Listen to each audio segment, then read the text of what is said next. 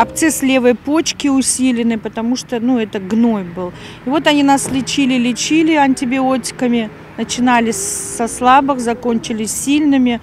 Ничего не помогало. Оказалось, что у нас под жировой сеткой почки находится гной.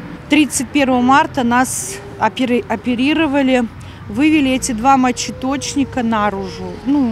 Так ходили. 11 месяцев мы ходили с открытыми стомами.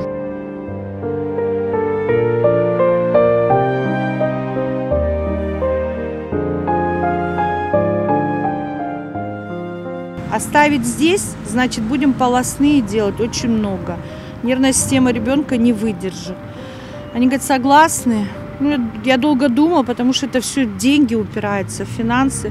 Семья, мы все позанимали. И мы решили все-таки поехать. И мы 11 января 2021 году полетели в Москву на операцию. Убрали этот верхний сегмент левой почки полностью.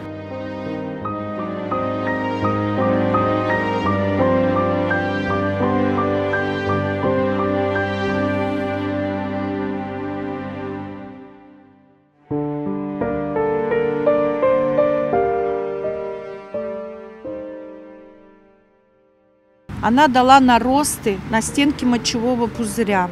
Она просто приросла.